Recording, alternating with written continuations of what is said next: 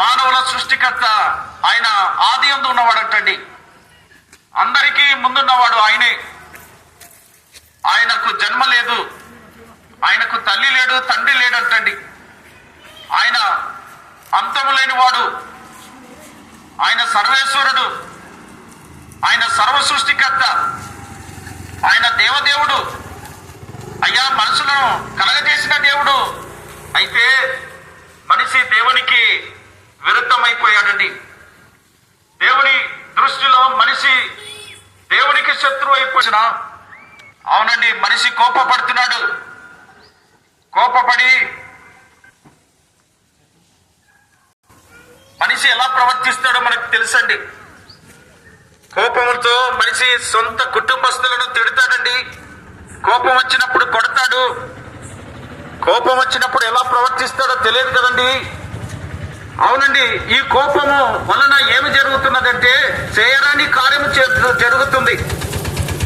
అవునండి, కోపమే కాదండి, మనిషి యొక్క మనసులో అసూయ కలిగి ఉన్నాడండి, ద్వేషము కలిగి ఉన్నాడు.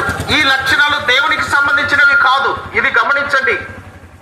దేవుడు అనగా ఆయన ప్రేమమయుడండి. దేవుడు అనగా పరిశుద్ధుడు. దేవుడు అనగా నీతిమంతుడండి. ఆయన మనుషులను ఆయన పరిశుద్ధులుగా ఆయన సృష్టించాడు. కానీ మనిషి పరిశుద్ధతను కోల్పోయాడటండి. ఎలా కోల్పోయాడు? మనిషి స్వేచ్ఛను కోరుకున్నాడటండి. ఏమిటి స్వేచ్ఛ అంటే పాపము చేయాలని కోరుకున్నాడండి మనిషి.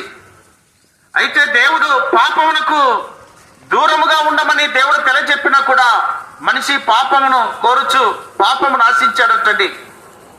అందుకే దేవుని గ్రంథము తెలియజెప్తున్నదండి, ఒకరి ద్వారా పాపం వచ్చిందంటండి.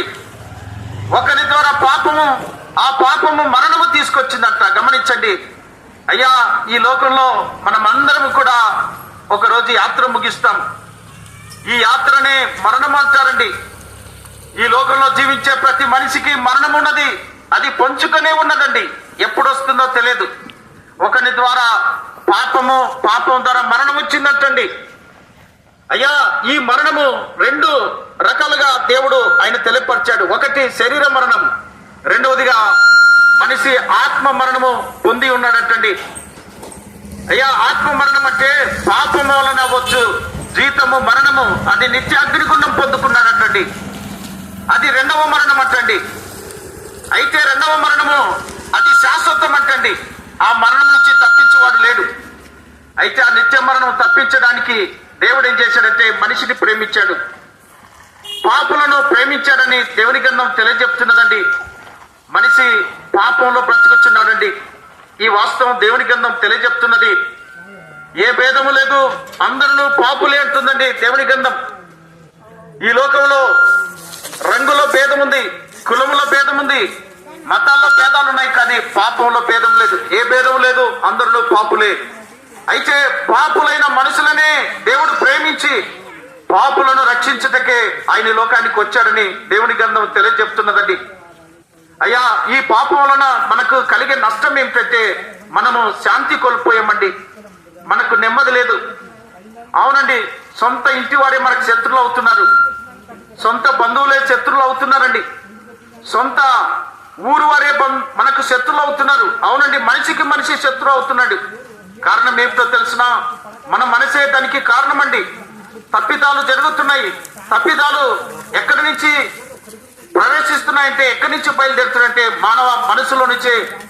అయ్యా, హృదయము మోసకరము, అది ఘోరమైన వ్యాధి కలిగి ఉన్నదట. ఈ పాపం అనే వ్యాధితో మనం బతుకుచు చనిపోతున్నామంటండి. ఈ శరీరము మట్టికి పోతుంది, ఆత్మ తాను దయచేసిన దేవుని దగ్గరికి వెళ్తుందట. అక్కడ తీర్పు ఉన్నదట. ఏమిటి ఆ తీర్పు అంటే పాపమునకు వచ్చే జీతం నిత్య అగ్నిగుండము, నిత్య మరణగుండం అంటండి. అది 2వ మరణం. ఆలోచించండి అయ్యా, దేవుడు ఆ 2వ మరణం నుంచి తప్పించడానికి ఒక బలియాగము ఆయన ఏర్పాటు చేశాడండి. పాపం నుంచి విడిపించాలంటే రక్త ప్రోక్షణం ఆవశ్యకమని దేవుని గ్రంథం తెలియజెప్తున్నది. కాబట్టి దేవుడే ఆయన మానవుని రక్షించుటకు, పాపం నుంచి విడిపించాలంటే ఆయన రక్తము ద్వారా విడిపించి తిరిగి మానవుని తన బిడ్డగా చేసుకోవడానికి ఆయన ఈ లోకానికి వచ్చాడని దేవుని గ్రంథం తెలియజెప్తున్నది. ఆయన ఎవరు అనగా దేవుని గ్రంథం ఇలాగూ సెలవిచ్చుచున్నది, పాపులను రక్షించుటకు ఆ దేవుడే యేసుక్రీస్తుగా ఈ లోకానికి వచ్చాడని దేవుని గ్రంథంలో దేవుడు తెలియపరిచాడు. యేసు అనగా రక్షకుడనే అర్థమని. ఆ యొక్క రక్షకుడు మానవుని కొరకు ప్రాణం ఇచ్చి ఆయన మరణించి తిరిగి లేచాడు. ఆయన పరలోకానికి వెళ్ళిపోయాడండి. అయితే మానవునికి ఏమి సిద్ధపరిచాడంటే రెండవ మరణము తప్పించుకోవడానికి, పాపం నుంచి విడుదల పొందటానికి పాప పరిహారం సిద్ధపరిచాడు. దానినే రక్షణ కార్యమని దేవుడు తెలియపరిచాడు. ఆ రక్షణ కార్యమును మనం అర్థం చేసుకోలేకపోతున్నామండి. ఆ దేవుడు ఆయన మనం చేసిన పాపమునకు ఆయన శిక్ష అనుభవించాడు. ఆయన మన నిత్య మరణము నుంచి తప్పించటానికి ఆయన రక్తము ప్రోక్షణ గ్రంథము తెలియపరచుచుండగా ఈ వార్త ఆ దేవుడు ప్రకటించమని ఆయన బిడ్డలకు ఆజ్ఞాపించాడండి.